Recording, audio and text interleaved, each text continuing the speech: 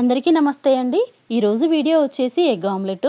దీనికోసం అయితే కోడిగుడ్లని ఒక గిన్నెలో కొట్టి పోసుకోవాలి. నేనైతే 2 గుడ్లు తీసుకున్నాను.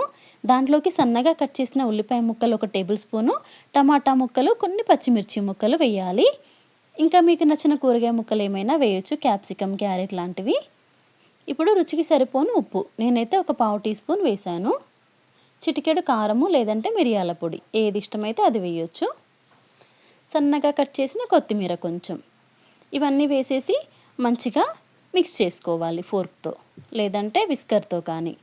ఇంకా ధనియాల పొడి, గరం మసాలా ఇష్టమైన వాళ్ళు వేసుకోవచ్చు, లేదంటే పర్వాలేదు, ఇలాగే సింపుల్గా బాగుంటుంది. ఇంకా బాగా బీట్ చేసేసి పక్కన పెట్టేయండి. ఇప్పుడు బ్రెడ్ని అయితే టోస్ట్ చేయాలి. ఒక పెనం పైన బటర్ కానీ నెయ్యి కానీ వేసి బ్రెడ్ని 2 వైపులు మంచి గోల్డెన్ కలర్ వచ్చేదాకా ఇలాగా టోస్ట్ చేయాలి. ఇప్పుడు అదే పెనం పైన ఇంకొక చుక్క నూనె వేసి ఎగ్ మిశ్రమాన్ని వేయాలి. దీన్ని ఇంకొంచెం వెడల్పుగా స్ప్రెడ్ చేసుకుంటే బాగుంటుంది.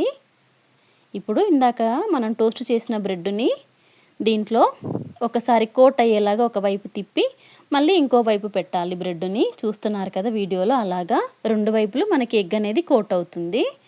1 నిమిషము ఉడికిన తర్వాత ఇంకో వైపు తిప్పాలి. ఒక 2-3 నిమిషాలు అయితే పడుతుంది కంప్లీట్గా ఉడకడానికి 2 వైపులా.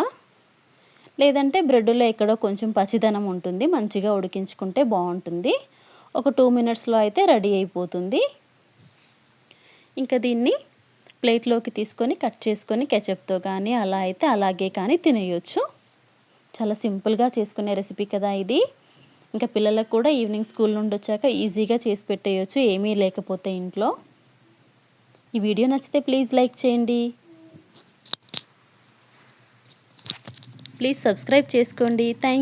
Thanks for watching.